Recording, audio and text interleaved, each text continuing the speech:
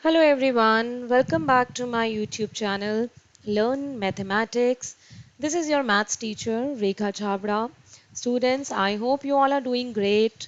Please don't forget to like, share and subscribe this channel for better understanding of mathematics, and please post a comment after watching the complete video.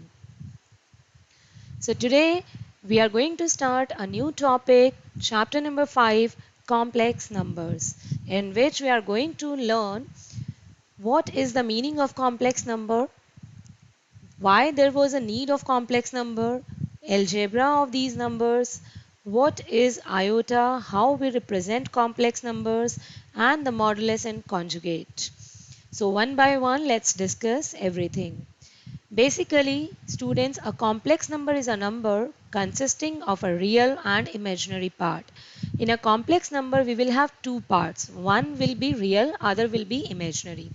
It can be written in the form z is equal to a plus bi. We normally represent the complex number with small letter z. A is known as real part plus bi. This second part is known as imaginary part, and this I is called as iota, which is an imaginary number. Why we call it as imaginary number? Because students, this is the only number whose square is negative. Iota square is minus 1, or we can say iota is equal to under root minus 1. We are very well aware with our number system. We started learning from natural numbers, then we studied whole numbers, integers, rational numbers, then real numbers. We know real number consists of rational and irrational numbers. Now we have one more type of numbers in our dictionary, imaginary numbers. And complex number consists of real and imaginary numbers. A number consisting of two parts, one real and one imaginary, is called as complex number. For real numbers a and b, the number a plus b iota is a complex number. If b is 0, then we will left with only a, which is known as pure real number. And if in case a will be 0, then we will have only b iota, and it will be called as pure imaginary number. So, in other words, we can say all numbers, real and imaginary, are in the set of complex numbers. And that's how we write it, a plus b iota. First part a is known as real part, and second part b iota is known as imaginary part. Now the question that comes to our mind is, why complex numbers were introduced? What was the need of complex numbers? So the answer is equations like x square plus 1. Students, if you solve this equation, then we don't have any solution of this equation in real numbers, because this equation will give us x square equal to minus 1, and we never have square of any number as negative in real numbers. But here when we solve this equation, x square is equal to minus 1, and this is represented as iota, imaginary number.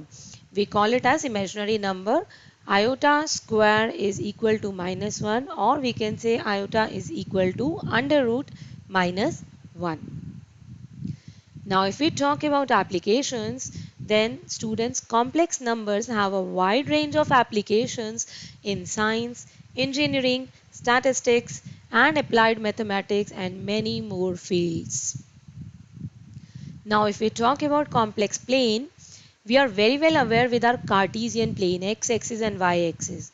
So if we modify the familiar coordinate system by calling the horizontal axis x-axis as real axis, and vertical axis means y-axis as imaginary axis, then it is called as complex plane. Each complex number a plus b iota determines a unique position vector with initial point 0, 0, origin, and terminal point AB. If you want to plot a graph, then students, if you have to plot minus 2 plus 5 iota, then please consider it as first number as x and the second number as y, because x-axis will be treated as real and y-axis will be treated as imaginary. So minus 2 plus 5 iota is same as minus 2, 5. So minus 2 on x-axis and 5 on y-axis. Now all the numbers can be expressed as complex numbers like this. 3 can be written as 3 plus 0 iota, and minus 6 iota can be written as 0 minus 6 iota. Now if we talk about complex conjugate, then we just have to change the sign of imaginary part, and it is normally represented as Z star, or we will have a bar on this Z. We call it as conjugate of the given complex number. Another point is two complex numbers a plus b iota and c plus d iota are equal if their real parts are equal and imaginary parts are also equal. Then we have properties of complex numbers. The following properties of real numbers hold for complex numbers as well. Associative properties of addition and multiplication, commutative properties of addition and multiplication, then we have distributive property of multiplication over addition. The modulus and the conjugate of a complex number. Let's say the complex number is z is equal to a plus iota b. Then modulus will be written as these two vertical lines, and then we'll write z, and the value of this modulus will be under root a square plus b square. For example, if we have complex number 3 plus iota and we want to find its modulus, so it will be calculated like this. Under root a square means 3 plus b square, what is b here? 1. So it is under root 10. And the conjugate of z will be denoted as either z star or this z bar, and it will be written as a minus iota b. We just have to change the sign of imaginary part. So 3 plus iota, the conjugate will be 3 minus iota. If we have to do addition and subtraction, then real part will be added to real and imaginary will be added to imaginary, and same will be followed in subtraction. If we have to do multiplication, then simple open the bracket and use the value of iota square or whatever is required in the question. This is cycle of iota. Iota power 0, definitely we know it is 1, anything raised to the power 0. Power 1 is same, iota square is minus 1. Iota cube is minus iota. How? Because iota cube can be written as iota square into iota. What is iota square? Minus 1. And what is iota? Iota only. So minus iota is the answer. Iota power 4 is 1 because iota square is minus 1. So again if we take square, minus 1 square will be positive 1. And so on. This way we can find out the value of any power. For any two complex numbers z1 and z2, we have these following properties as well. Now let's discuss few questions of exercise 5.1. Express the given complex number in this form, in this standard format, a plus iota b. And the given number is this 5 iota into minus 3 by 5 iota. If we open the bracket and we multiply, 5 and 5 will be cancelled out and minus 3 iota square. What is the value of iota square? This is minus 1. So the answer is 3. And how we can write 3? We can write it as 3 plus iota 0. Now we have iota power 9 plus iota power 19. Whenever we have these type of higher powers, students, what can we do? We have just seen in cycle of iota, iota power 4 is equal to 1. So please try to split these higher powers as multiples of 4. So 9 can be written as 4 into 2 plus 1 and 19 can be written as 4 into 4 plus 3. Now iota power 4 whole square into this iota, iota power 1. So we can split it because this is law of exponent. A raised to the power something x plus y can be written as ax into ay. So then only we can add them. Plus iota power 4 into 4 we are separating here, plus 3 we are writing here into iota power 3. Now this is 1, 1 square is 1 into iota plus iota power 4 is 1, and then 1 power 4 is again 1, and iota cube is minus iota. Now iota and minus iota, answer is 0, which can be written as 0 plus iota 0 in the standard format. Same way, iota power minus 39. Try to split as multiple of 4. We can write it as 4 into minus 9, which is minus 36 minus 3. Now separate them. Iota power 4 whole power minus 9 into iota power minus 3. This is 1. Now iota power minus 3, if we take it in the denominator, power will be positive. Then iota cube is minus iota, and then rationalize, multiply and divide with iota. It will be minus iota upon iota square.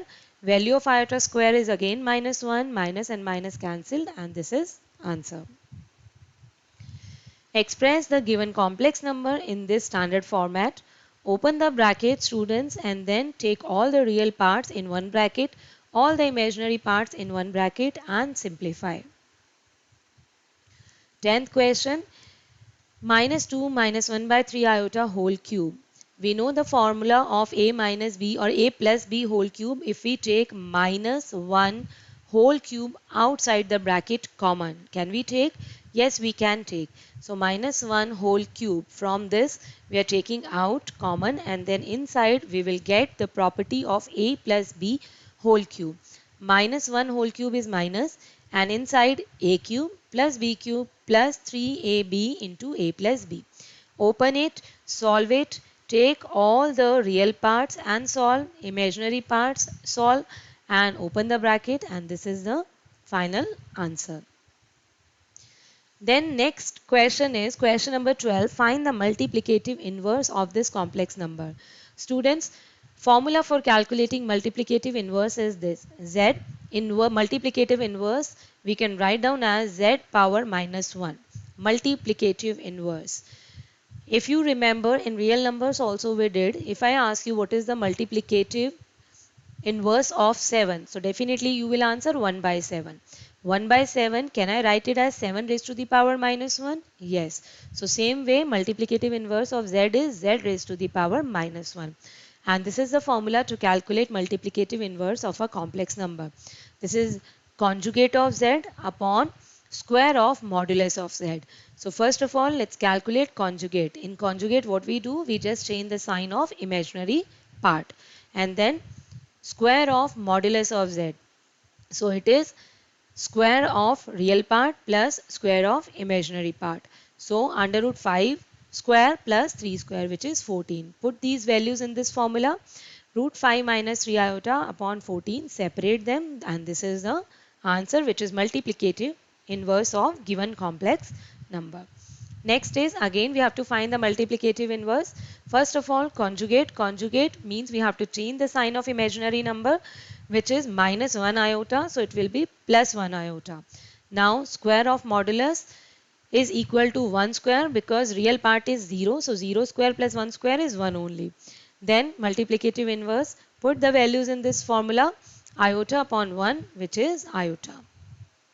Express the following expression in the form a plus iota b, standard form.